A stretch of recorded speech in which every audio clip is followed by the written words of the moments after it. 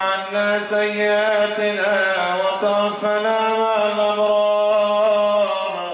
اللهم طهر قلوبنا واغفر ذنوبنا واستر عيوبنا واشف مرضانا واقض ديوننا وبين وجوهنا وارفع درجاتنا وارحم آباءنا واغفر أمهاتنا وأصلح ديننا ودنيانا وشتت شمل أعدائنا واحفظ أهلنا وأموالنا وبلادنا من جميع الآفات والأمراض والبلايا وثبت أقدامنا وانصرنا على القوم الكافرين. ربنا لا تزغ قلوبنا بعد إذ هديتنا وهب لنا من لدنك رحمة إنك أنت الوهاب. اللهم أرنا الحق حقا وارزقنا اتباعه وأرنا الباطل باطلا وارزقنا اجتنابه فلا تجعله ملتبسا علينا فنذل واجعلنا للمتقين إماما. اللهم يا محول الحال والأحوال حول حالنا وحال جميع المسلمين إلى حسن الحال. يا شفيع المذنبين باركنا بردرات البارب پشتود وردم.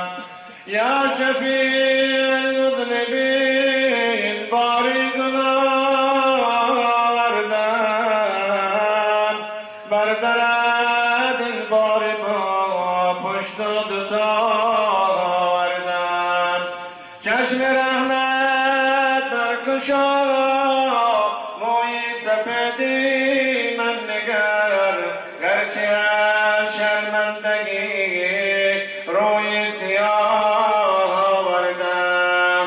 آن نمیگویم که بودم سالها در راه تو، آن نمیگویم که بودم سالها در راه تو. هستم آن گمراهی که اکنون رو برآوردم،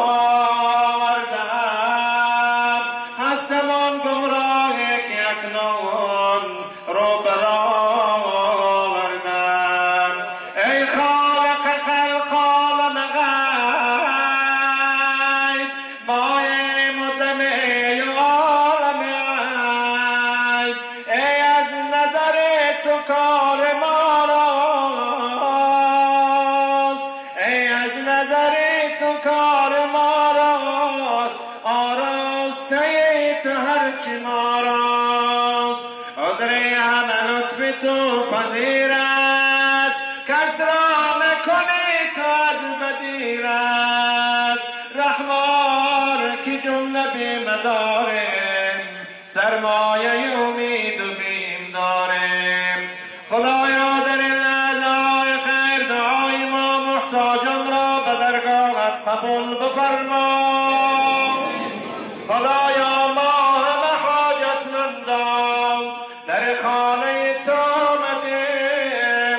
خدایا حاجت می‌خواهیم، حاجت‌های مرا برآورده بگردان.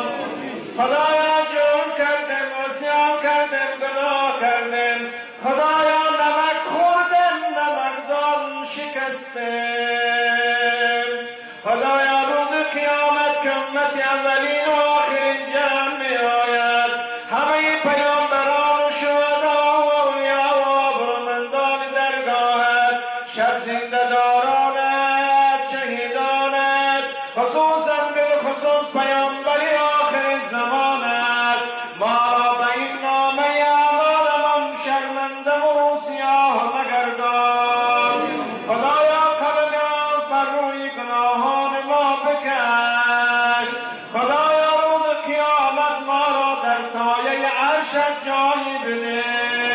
خدایا آخرین کلام ما را کلمه لا اله الا الله محمد رسول الله بگردان. خدایا ولن گناهان ما را مغفور بفرما و بعدا روح ما را قبض بفرما.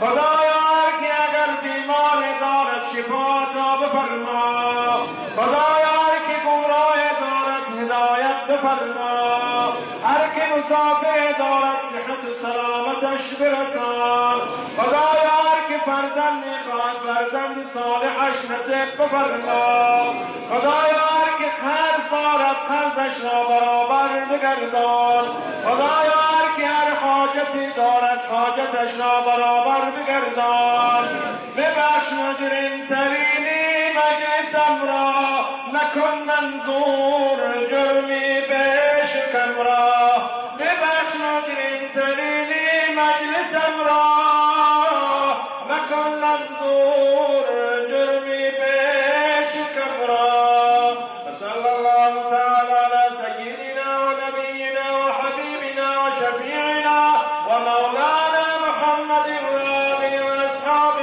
اجمعین برحمتك یا